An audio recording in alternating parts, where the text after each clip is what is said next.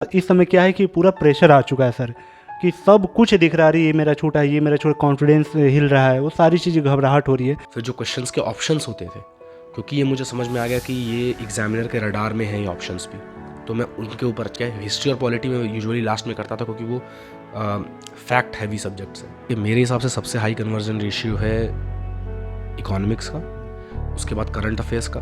Current core geography से मेरे को क्वेश्चन दिखते नहीं है, ज़्यादातर क्वेश्चन होते हैं इन्वायरमेंटल जोग्राफी से, तो मैं मॉक टेस्ट बहुत कम लगाता था। मैं रिवीजन के लिए करंट अफेयर्स के एमसीक्यूज़ लगा लेता था।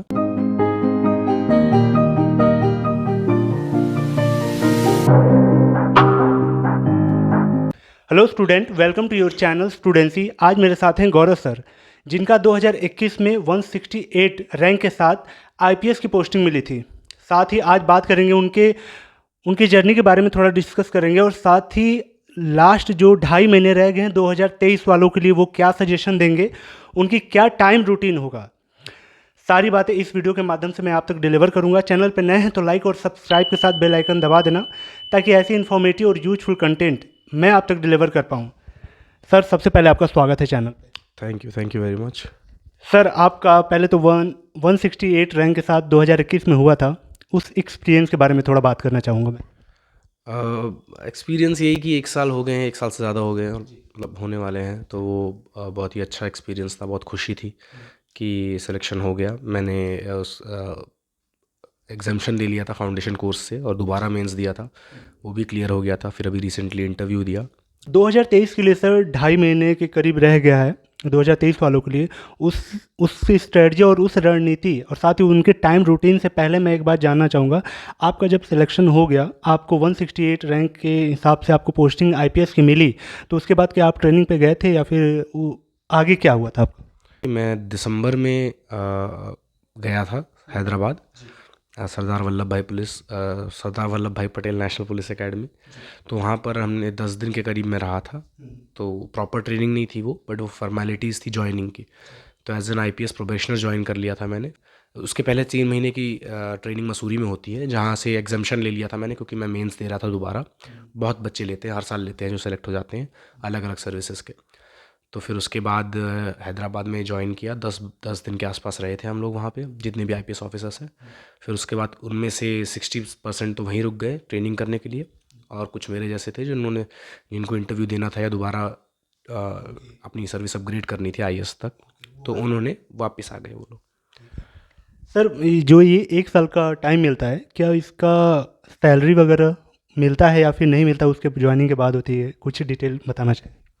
हम जितने दिन तक वहाँ थे उसकी सैलरी हमें मिली थी। उसके बाद जो ये ईओएल का पीरियड है, एक्स्ट्रा ऑर्डिनरी लीव का, इसमें सैलरी नहीं मिलती है। जो लोग वहाँ ट्रेनिंग कर रहे हैं उनको तो प्रॉपर सैलरी मिल रही है पिछले साल अगस्त से ही, क्योंकि जिन्होंने भी फाउंडेशन कोर्स किया फिर ट्रेनिंग की, तो उन्हें प्रॉपर सैलरी मिल रही है। लेकिन अगर आप ईओएल ले लेते हो, क्योंकि ईओएल पूरे साल का है, तो हमारी ज्वाइनिंग नेक्स्ट बैच के साथ होगी। हाँ, सीनियरिटी आपकी शायद मेंटेन रहती है, लेकिन आपकी ज्वाइनिंग नेक्स्ट बैच के साथ रहती है, तो आपको सैलरी नहीं मिलती है। ओके सर, बात करते हैं अब। इस वीडियो का मेन उद्देश्य यही था, और क्योंकि आप सेलेक्टेड हैं, आपको बेटर इस फील्ड के बारे में नॉलेज है, तो सर बात करेंगे 2023 वालों के लिए जो 2.5 महीने के करीब रह गया है, तो उनका रूटीन के बारे में आप थोड़ा सर आप गाइड करना चाहें। क्योंकि 2 टाइप के बच्चे हैं, जो कोचिंग किए हैं उनका भी, जो 1 साल के पूरा तैयारी प्रॉपर करते आ रहे हैं उनका भी, और साथ ही जो भी तैयारी नहीं किए थे, कोचिंग नहीं लिए थे, उनके लिए। पहले तो उनके लिए जो सीरियसली पढ़ते हुए आ रहे हैं और 2.5 महीने बचे हैं, तो उसमें क्या करें। तो मेरा तो जितनी बार भी प्रीलिम्स क्लियर हुआ है, हर बार ही क्लियर हुआ है मतलब, तो मैं उसमें एक सिंपल फिक्स चीज़ रहती थी मेरी लास्ट के 2.5-3 महीनों में, कि एक एक सब्जेक्ट उठाता था। जैसे for example history, polity, geography, एक एक करके उठाता था। सबसे पहला स्टेप रहता था, सारे जो भी सब्जेक्ट है उसके जितने भी पिछले 10-15-20 साल के जितने भी मिल जाए मेरे को, प्रीवियस ईयर पेपर लगाता था अच्छे से डिलीजेंटली। उसमें मेरा प्रोसेस रहता था कि एक एक क्वेश्चन लगाता था। फिर जो क्वेश्चंस के ऑप्शंस होते थे, क्योंकि ये मुझे समझ में आ गया कि ये एग्जामिनर के रडार में हैं ये ऑप्शंस भी, तो मैं उनके ऊपर अच्छे से करता था। तो इसमें आपको ये देखना है कि थीम्स क्या क्या हैं, और क्या क्या चीज़ें इंपॉर्टेंट है यूपीएससी के लिए। तो फॉर एग्जांपल जैसे मैं अगर ये चीज़ बताऊं, अगर कोई भी स्टूडेंट प्रिपेयर कर रहा है, तो आप previous year question paper try करके देखोगे, तो आपको दिखेगा कि हिस्ट्री में in terms of dynasties, Vijayanagara dynasty पे कई क्वेश्चन आए हैं। ठीक है। तो फिर आपको ये समझ में आ जाता है कि विजयनगर डायनेस्टी काफ़ी इंपॉर्टेंट है, तो आप उसको अच्छे से प्रिपेयर करते हैं। तो मेरा ये प्रोसेस रहता था, सबसे पहले मैं प्रीवियस ईयर पेपर देखता था, उससे उसके बाद मैं अपने जो नॉर्मल नोट्स है जैसे हिस्ट्री के स्पेक्ट्रम में जो भी हाईलाइट किया हुआ है उसको याद कर लिया, रिवाइज कर लिया दोबारा। और बाकी जो प्रिपरेशन वाला एस्पेक्ट है वो मेनली प्रीवियस ईयर PYQ पे बेस्ड रहता था मेरा, कि ये इंपॉर्टेंट एरियाज़ हैं तो उनको मैं और अच्छे से कर लेता था। तो ये हर सब्जेक्ट मेरे ख्याल से 10 12 दिन ले लेता था। तो क्योंकि 7 8 सब्जेक्ट हैं तो 70 दिन के आसपास बचे हैं, तो वही बीच बीच में थोड़े बहुत मॉक टेस्ट लगा लेते हैं जी। सर थोड़ा सब्जेक्ट वाइज बात करना चाहूँगा क्योंकि ये थोड़ा क्रूशियल टाइम है, इसमें हमें मॉक टेस्ट भी देना है, रिवीजन भी करना है, न्यू कंटेंट या फिर जो पढ़ा है उसका रिवीजन। थोड़ा इसमें बैलेंस कैसे करना है सर? अगर बात करें उनके टाइम रूटीन की, आप एक फिक्स बताना चाहें, क्या एक सब्जेक्ट लेके चलना है फ़िलहाल या फिर सब्जेक्ट को रोटेट करना है? देखिए, इसमें सबका अलग अलग व्यू पॉइंट है। मैंने कई अपने जो दोस्त हैं जो टॉपर हैं IAS IPS उनसे बात की है, तो कई लोग ऐसे होते हैं जो डेली भी दो दो सब्जेक्ट्स कर लेते हैं, कि सुबह हिस्ट्री को, शाम को पॉलिटी को। कई लोग ऐसे होते हैं जो सिंगल सिंगल सब्जेक्ट करते हैं। मेरा तो ये तरीका ये रहता था कि मैं one subject at one time. Current affairs में डेली पढ़ता था, डेली 2 3 घंटे करंट अफेयर्स का रिविजन, वो अलग चीज़ है। बट एक सब्जेक्ट दिन भर एक ही पढ़ता था। जैसे अगर मैंने हिस्ट्री शुरू किया, हिस्ट्री और पॉलिटी में यूजुअली लास्ट में करता था, क्योंकि वो फैक्ट हैवी सब्जेक्ट्स है। लक्ष्मीकांत में छोटे छोटे फैक्ट्स है, तो वो एकदम एंड में। अभी जैसे मैं करता अगर, तो मैं शुरू करता इन्वायरमेंट से, जोग्राफी से, इकोनॉमिक्स से। तो UPSC मेरे ख्याल से ना प्रायोरिटी का गेम है पूरा, कि आप किस चीज़ को पहले ऊपर रखते हैं। सबसे पहले तो आप किस सब्जेक्ट को ऊपर रखेंगे। तो जैसे मुझे ऐसा लगता है कॉन्सेप्चुअली सबसे ज़्यादा अच्छा सब्जेक्ट है इकोनॉमिक्स। उसमें मार्क्स स्कोर करना सबसे आसान है अगर आपका कॉन्सेप्ट अच्छे हैं। तो मैं 10 12 15 दिन प्रॉपर इकोनॉमिक्स को देता। उसके बाद फिर मैं 10 15 दिन इन्वायरमेंट को देता, फिर जोग्राफी को। और करंट अफेयर साथ साथ में डेली चल रहा है। करंट अफेयर्स और मॉक टेस्ट जो आपको देने हैं, MCQ जो भी आपका है, वो साथ साथ में चलता रहेगा। उसके लिए कोई अलग से रूटीन नहीं आपको बनाना है, वो डेली। जैसे मैंने कभी भी 100 क्वेश्चन का पूरा मॉक टेस्ट नहीं देता था मैं, वो फर्स्ट अटेम्प्ट में किया। तो उसके बाद तो मैं यूजुअली डेली 20 30 MCQ 20 30 MCQ ऐसे करके लगाने लगता था। सर आपने कई प्रीलिम्स भी दिए जिसको क्वालिफाई किया हुआ है। सर अभी जो आपने सब्जेक्ट की बात की कि जिनका कन्वर्जन रेशियो काफ़ी सही है, जैसे आपने इकोनॉमी के बारे में बात की, अभी फ़िलहाल टाइम कम है। अगर हम बात करें कि कन्वर्जन रेशियो किस सब्जेक्ट का ज़्यादा है कम टाइम में, मैं जल्दी, क्योंकि ये जैसे मान लीजिए कि हिस्ट्री है, उसमें कन्वर्जन रेशियो लगता है कि बहुत कम आता है। तो इस बारे में कुछ बताना चाहिए, किस सब्जेक्ट का कन्वर्जन रेशियो काफ़ी इफेक्टिव है, कम टाइम में हम जल्दी कर सकते हैं? देखिए, मेरे हिसाब से सबसे हाई कन्वर्जन रेशियो है इकोनॉमिक्स का। उसके बाद करंट अफेयर्स का। करंट अफेयर्स के टर्म्स जो होती हैं उसको यूजुअली क्वेश्चन बना देता है UPSC, उसका कन्वर्जन रेशियो बहुत अच्छा है। तीसरे नंबर पे मुझे लगता है पॉलिटी का कन्वर्जन रेशियो काफ़ी अच्छा है, क्योंकि ज़्यादातर क्वेश्चन या तो लक्ष्मीकांत से ही होते हैं, या फिर जो करंट में चीज़ें चल रही होती हैं उसी के शब्दों के आसपास होते हैं, और उसको करना उतना मुश्किल नहीं है, तो वो हो जाता है। और सबसे कम कन्वर्जन रेशियो मेरे हिसाब से हिस्ट्री का ही रहता है, जैसा कि आपने बोला। क्योंकि उसमें मतलब मेरा तो ये अप्रोच रहता था कि मैं मॉडर्न हिस्ट्री पे फोकस कर लेता था, पूरा स्पेक्ट्रम ख़त्म कर लेता था।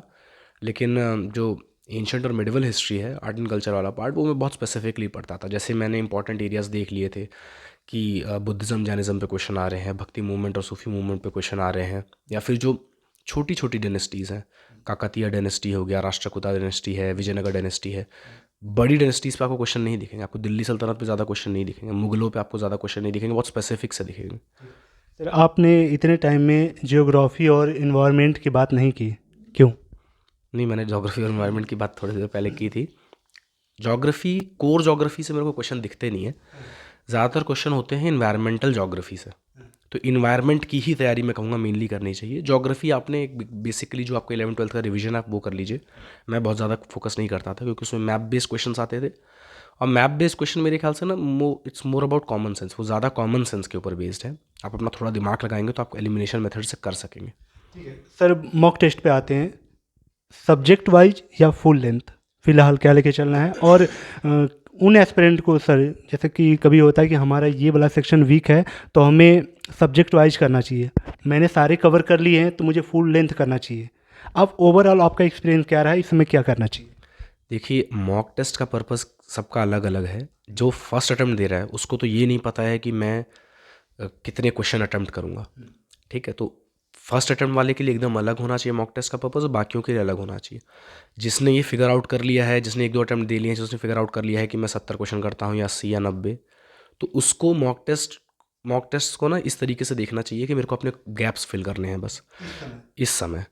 तो फिर वो फुल लेंथ टेस्ट से तो बेहतर मुझे लगता है सेक्शनल पे ज़्यादा फोकस, जैसे जैसे मैंने बताया कि आपने 10 दिन सपोज आप अगर पॉलिटी को दे रहे हो, तो पहले आपने प्रीवियस ईयर पेपर देखे, आपने अपना लक्ष्मीकांत रिवाइज की, फिर आप 1-2 फुल लेंथ टेस्ट लगा लो।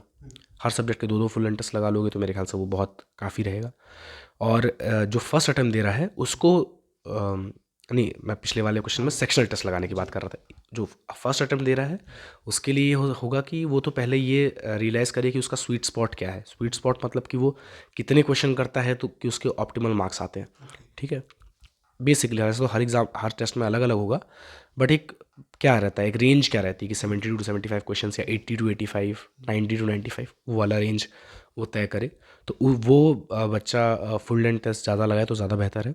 बट जिसने ऑलरेडी अटेम्प्ट दे लिया है, जिसको पता है मेरे को कितने क्वेश्चन अटेम्प्ट करने हैं, वो सेक्शनल करे, क्योंकि मॉक टेस्ट से बेसिकली आपको ये पता चल जाएगा कि गैप्स कितने हैं। मैं फिर से एक चीज़ रिपीट कर देता हूँ, अपना भी एग्जाम्पल देखिए। मैं मॉक टेस्ट बहुत कम लगाता था। मैं रिवीजन के लिए करंट अफेयर्स के एमसीक्यूज़ लगा लेता था। मॉक टेस्ट मेरे लिए सिर्फ एक रिवीजन का ज़रिया थे। मैंने प्रॉपर कभी ऐसे बैठ के मॉक टेस्ट नहीं लगाए। मैं 99% अपना फोकस लगता था पीवाईक्यू पे। तो मैं पीवाईक्यू, जैसे मैंने तो 1996 से बात के जितने भी प्रीवियस पेपर हैं उस समय के करंट अफेयर्स को छोड़ के सारे लगा रखे हैं। सर थोड़ा टाइम रूटीन के बारे में बताते, एक बार कि जो बना नहीं पा रहा या उलझा हुआ है सारी चीज़ें एक साथ। इस समय क्या है कि पूरा प्रेशर आ चुका है सर, कि सब कुछ दिख रहा है, ये मेरा छोटा है, ये मेरा छोटा, कॉन्फिडेंस हिल रहा है, वो सारी चीज़ें घबराहट हो रही है। एक बार थोड़ा आप टाइम रूटीन के बारे में बताएं, सुबह से लेकर थोड़ा शाम तक का कुछ बताना चाहिए। देखिए, रेत को आप जितना मुट्ठी में दबा के रखने की कोशिश करेंगे उतना ही ज़्यादा फिसलेगी, उतना ही ज़्यादा गिरेगी। तो ऐसा कुछ नहीं है। मैं रूटीन की क्या बात करूं, जो भी मेरे ख्याल से 7-8 घंटे पढ़ेगा उसका रूटीन एक बन ही जाएगा, ठीक है। तो अगर मैं आपको अगर एनालाइज कर रहा हूँ एज अ स्टूडेंट, और अगर आपने दिन में 7-8 घंटे मेहनत की है, तो आप कब उठ रहे हो कब सो रहे हो उससे कोई फ़र्क नहीं पड़ता है। सर इस चैनल के दो क्वेश्चन सबसे ज़्यादा मैं पूछता हूँ सारे एस्पिरेंट से। खैर आपका तो पहला वाला हो गया कि आपको आईपीएस की पोस्ट मिली थी। आप सिस्टम में जाके जैसे कुछ ऐसी इम्प्रूवमेंट करना चाह रहे हो, कोई ऐसा आपने सोचा हो कि मैं सिस्टम में जाके ये चीज़ थोड़ा करना चाहूँगा अपने स्तर पे, क्या करना चाहेंगे सर? देखिए, एक मिडिल क्लास लड़का या लड़की के लिए अपनी एक पहचान बनाना और उसके बाद कुछ ऐसा काम करना जिससे वो एक इम्पैक्ट डाल सके कम एज में, बहुत मुश्किल है। सिविल सर्विसेज उसका बेस्ट तरीका है। ये बात सच्चाई है कि ज़्यादातर हम लोग इसीलिए आते हैं सिविल सर्विसेज में, क्योंकि समाज में एक इज़्ज़त है, एक प्रेस्टीज है इस नौकरी की, पावर है, जो आपके माँ बाप को भी ये मतलब लोग इस तरीके से देखेंगे कि ये आईएएस का लड़का है, आईपीएस का लड़का है, लड़की है। तो वो एक फैक्टर काफ़ी बड़ा रहता है। लेकिन सबके मन में ना कहीं ये रहता है कि मैं इस तरह का काम करूँगा या करूँगी, इम्पैक्ट वाला काम कुछ ग्राउंड पे। तो वो मेरे मन में भी रहा है, मैंने जिस तरीके से अपने गांव में देखा है। तो अभी फ़िलहाल मैं एक आईपीएस ऑफिसर हूँ, तो अगर मैं हमेशा ये देखता हूँ, जैसे कि एक चीज़ सपना कह लीजिए या कि छोटी सी सोच कह लीजिए, कि मैं जो जिस तरीके केसेस हैं, हमारा जो पुलिसिंग सिस्टम है काफ़ी टेक्नोलॉजी के लेवल पे कम है। तो मैं हाई टेक्नोलॉजी वाले एरिया में जाके, मतलब उस फील्ड में जाके उसको पुलिसिंग को, इन्वेस्टिगेशन को एक हाई टेक वो बनाना। और जैसे मेरा एक व्यू पॉइंट है कि मेरा इससे पहले इंटेलिजेंस ब्यूरो में सिलेक्शन हुआ था असिस्टेंट सेंट्रल इंटेलिजेंस ऑफिसर के तौर पे। तो ये शुरुआत तुरंत आप नहीं जा सकते हैं, बट मैं चाहूँगा कि मैं कुछ साल बाद इंटेलिजेंस ब्यूरो वगैरह में काम करूँ, इंटेलिजेंस के फील्ड में काम करना और साइबर सिक्योरिटी की फील्ड में काम करना। ये मेरा सोच है आईपीएस को लेके, क्योंकि वहाँ पे टेक्नोलॉजी का बहुत बड़ा रोल है। और जो आने वाला युग है आर्टिफिशियल इंटेलिजेंस, आप लोग देख रहे हैं चैट जीपीटी वगैरह, तो ये सब बहुत इंपॉर्टेंट है, आने होने वाला है। तो आईपीएस में तो ये रहेगा। और अगर मुझे आईएएस मिल जाता है इस साल या फिर अगले साल, तो फिर मेरा फोकस रहेगा, क्योंकि हम शुरुआत में हमारी पोस्टिंग रूरल पोस्टिंग्स रहेंगी, मतलब छोटे डिस्ट्रिक्ट्स में जहाँ पे रूरल एरिया और रूरल पॉपुलेशन डोमिनेट करती है। तो वहाँ पर हेल्थ और एजुकेशन के फील्ड में कुछ काम किया जाए, वल्नरेबल सेक्शंस जो हैं उनको अपलिफ्ट करने के लिए, तो वो बहुत ही सौभाग्य की बात होगी। Thank you so much sir. Sir last message अगर अपने अंदर की बात बताना चाहें एस्पिरेंट को। लास्ट मैसेज मेरा बस यही है कि देखिए, ये जो टाइम है 2-3 महीने वाला टाइम, 2-2.5 महीने पहले वाला टाइम, इसमें आपको कुछ सोचना नहीं है, आपको सिर्फ करना है। जितना हो सकता है उतना कीजिए। बहुत ज़्यादा एनालिसिस आप करेंगे कि मैं बैठ के रूटीन बनाऊँ कि मैं 8 बजे उठूँगा, 8 से 10 ये करूँगा, 9 से, वो वाला रूटीन को कोई फॉलो नहीं कर पाता है। मतलब हमारे एक टीचर थे, वो फ़नी स्टेटमेंट देते कि टाइम टेबल बस वही बनाता है जिसको पढ़ना नहीं होता है। ठीक है, तो अगर आप सच में, मेरा यकीन मानिए कि अगर आपने 8 9 10 घंटे पढ़ लिए हैं जिस दिन, उस दिन आप बहुत एग्जॉस्ट हो जाओगे और आपको दिल से बहुत खुशी होगी जब आप बिस्तर में सोने जाओगे तो। ठीक है, तो फोकस यही करिए कि ये कुछ सोचना नहीं है डेली कभी भी। अपने मूड इंडिपेंडेंट स्टडी होनी चाहिए। ऐसा नहीं कि आपका मूड ख़राब है तो आप पढ़ नहीं रहे हो। 2 3 महीने जी तोड़ मेहनत कीजिए, हो जाएगा। सर इस बार के लिए आपको best of luck. Thank you, thank you. Hope guys video आपको पसंद आई हो। सर ने अपनी जर्नी के बारे में बात की और साथ ही आपको टाइम रूटीन स्ट्रेटजी बताई। वीडियो आपको पसंद आई हो तो कमेंट करें ज़रूर और साथ ही अगली वीडियो किस पे चाहिए ये भी हमें बताएं। तब तक के लिए बाय बाय।